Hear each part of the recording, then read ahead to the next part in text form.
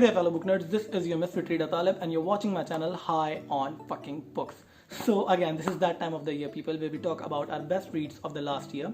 And if you talk about year 2021, well, I've got 5 books that I absolutely loved reading this year, and of course I've ranked them according to my liking. But before we talk about the best reads of the last year, let's talk about the books that I did not like reading at all, because I've got 2 books that I absolutely hated reading last year and I want to talk about them. And I know some of you might hate me for calling these 2 books the worst book of the year, because these 2 books come from very popular series, and these 2 books are The Horse and His Boy. Why the fuck I'm holding it upside down? Yeah, The Horse and His Boy by C.S. Lewis from the Chronicles of Narnia, and The Throne of Glass by Sarah J. Maas.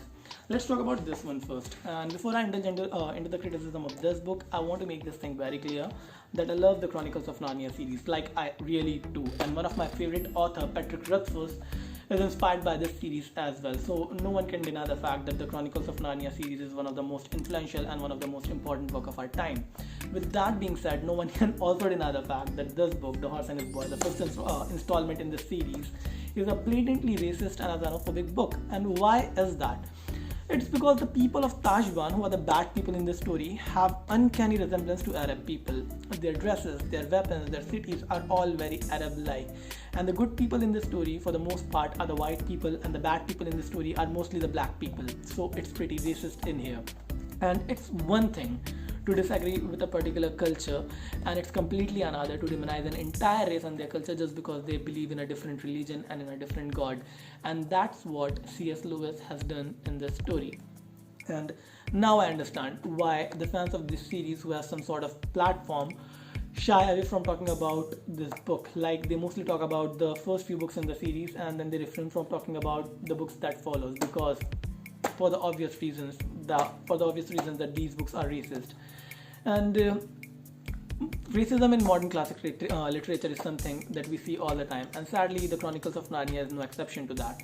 Still, I'd ask you people to read this series, because the Chronicles of Narnia series is a beautiful story. It's just that the fifth book in this series and the last book, The Last Battle, are somewhat racist. Still, you can read this series, it's beautiful. And my rating for this series could have been 5 stars. It ended up at 4 stars just because, needless to say, I found the fifth book to be racist. The fourth book I loved. It was Silverchair. It was an absolutely beautiful story. So yeah, this was my take on The Horse and His Boy and why I hated it. Now moving on to the next book, which is The Throne of Glass. And I won't get into a lengthy rant about this book, because to be honest with you people, I do not even remember the name of the main character here now. Like, it was something Selena or Selena.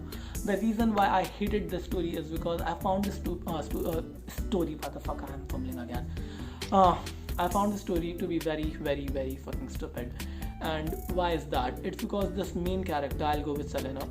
The main character had this reputation of being the most notorious assassin in the entire nation, and when this other guy was beating her ass out, and when he was literally trying to kill her, she did everything in her power to not kill her. And I was like, what the fuck, lady? You have this reputation of being the most notorious assassin, and when this other person is literally trying to kill you, you're doing everything in your power to not kill him. Like, you do all the things, like going to ball, playing piano, flirting with the prince, but you do not kill people even when they are trying to harm you. So it did not make sense to me. And if you talk about the plot, the other reason to hate this story was its plot. Like, there was a lot going on in this story that did not blend in together. Like, there was this war going on in somewhere, there were rebels, and there was this competition going on, there was this mysterious creature which showed up, there were this murders happening, and then we were hinted at a possible love triangle, like a lot, as I said earlier, which did not blend in together, and it did not work out for me. So yeah, I thought this story was basically Cinderella gone wrong. And I do not mean any offense to the fans of Sarah J. Maas. This story was just not meant for me. But stories like Throne of Glass are the reason that I see books from YA genre, the entire genre, with very skeptical eye these days. So yeah, this was my take on this one. Hands down, The Throne of Glass is the worst book that I've read this year, and the only reason it managed to beat The Horse and His Boy is because of the sheer stupidity that it has to offer. So yeah, this was my take on these 2 books. Enough of the negativity. Let's talk about the books that I love. Moving on to the next segment.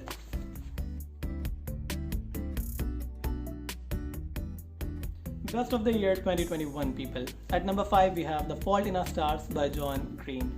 Now, do I even need to talk about this book? I mean, the popularity that it enjoys is massive, and with two-hit adaptation in Hollywood and in Bollywood, I believe there's hardly anyone in reading community who doesn't know about The Fault in Our Stars.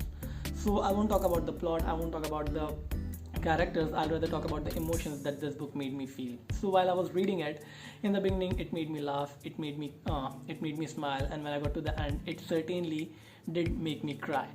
And in between, while I was reading it, it made me question a lot of things about life, about existence, and about sense of self and all those things. And if a book makes me cry and if a book makes me ponder over some subject, then it becomes my instant favorite. So no surprises that this book managed to come on the list. Now, if you've been living under a rock like me, and if you have managed to save yourself from all the spoilers, and if you haven't read this book, do read it. Because if books like The Throne of Glass are the reason why I stay away from YA genre, then books like The Fault in Our Stars restores my faith in this genre, and that's saying something. So if you haven't read it, do yourself a favor, read this book. So yeah, that was The Fault in Our Stars on number 5. At number 4, we have yet another tearjerker, The Light Between Oceans by Emil Stedman. So this is a story about a couple who lived on a lighthouse island, and a few years into their marriage, the wife suffered from miscarriages and the couple couldn't conceive a child, and it of course affected their relationship. So one day when a boat washed up on their island consisting of a dead man and a crying baby, the couple took a decision which threw their entire life in jeopardy. And what follows next is the story of The Light Between the Oceans. So when you read this book, halfway through it, you'll realize that you're in for a massive heartbreak, because you'll also realize there's no way this could end well for everyone. So if you love reading historic fiction, if you love reading, emotionally charged book, then do read this book, because it's a beautiful story. And if you wish to read it but you do not have time, then watch the adaptation of this book, because it's an equally beautiful adaptation. So yeah, at number 4 we have this book. Moving on to the next one. At number 3 we have The Poppy War by R.F. Kuang. So I've already done a dedicated review of this book. It might be popping somewhere here or here. Do check that out if you haven't already watched it. And I read this book as buddy read with one of my fellow booktuber, the Indian Bibliophile. Great guy. Do check out his channel. The link would be in the description. So why do this book manage to come on number 3 on my list? Mainly because of two reasons. One would be that it's a very refreshing take on fantasy genre. Like, it takes inspiration from Chinese mythology, and we haven't read about that a lot.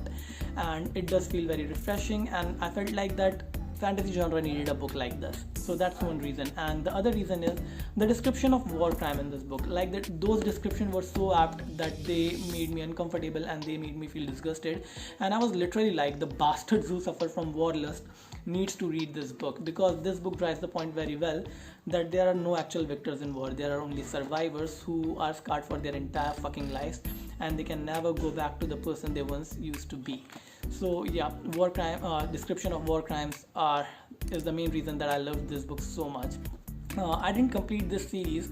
Well, I plan to complete this series this month, and I wish to reread this book in the month of March or April, and then I'll continue with the series, and once done, I'll probably do a dedicated review of the entire series. For now, this book is one of my favorite, and it ranks number 3 on the list. Moving on to the next one.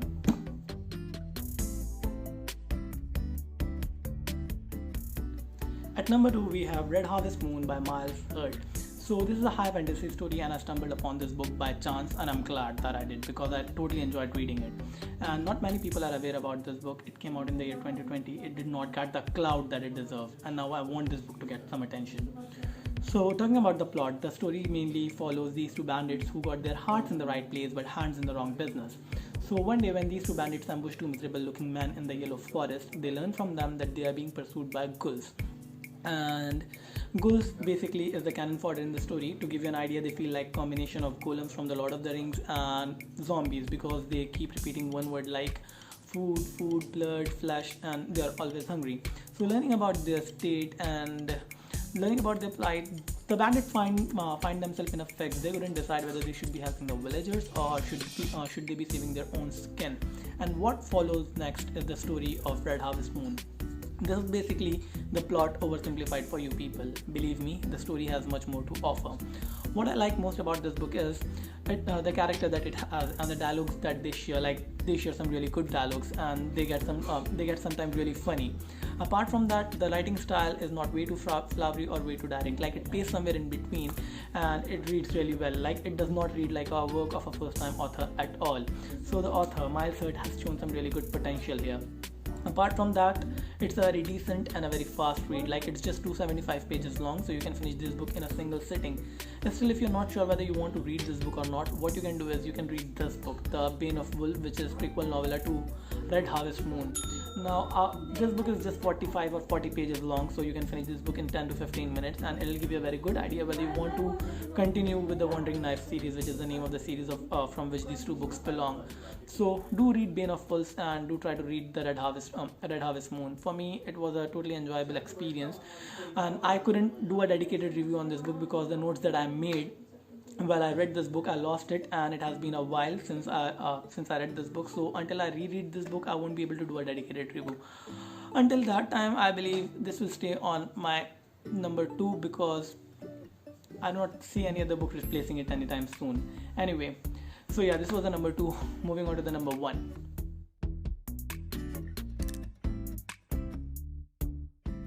At number 1, we have The 7.5 Deaths of Evelyn Hardcastle by Stuart Turton. So, The 7.5 Deaths of Evelyn Hardcastle is the best book that I've read during the last year. And not just the last year, it's the best book that I've read during the last couple of years. And I believe no other book would be able to replace it anytime soon. It was that good. And it's one of the most unusual murder mysteries that I've read. And of course, I've done a dedicated review about that book. You can check that video out. It would be somewhere here to know why I love this book that much. But just to give you a brief idea in this video why I love that book, well, I've got 4 main reasons why I love it. Well, the number 1 is it has got some really good character and character arcs, and then second, it has got a really intriguing and interesting plot. Like, the plot would fuck with your mind. And then the third reason is this book has got some really beautiful prose. Like, it's a beautifully written story. It does not at all read like a work of a first-time author. On the contrary, it feels like you're reading a work of a seasoned author who's at the top of his game. And then the fourth and the main reason is this book touches upon some very deep, complex philosophical theme. And as I said earlier in this video while talking about The Fault in Our Stars, if a book makes me ponder over some philosophical subject, then it becomes an instant banger for me. So yeah, I ended up loving this book. And if you're planning to read this book, I just want to advise you this: just go into this book completely blind. Do not even read the blurb at the back of the book because it will spoil the book for you. If you want to enjoy this book to the fullest, just go into this completely blind, and believe me, you will be in for one hell of a ride. So yeah, hands down, The 7.5 Deaths of Evelyn Hardcastle is the best book that I've read this year.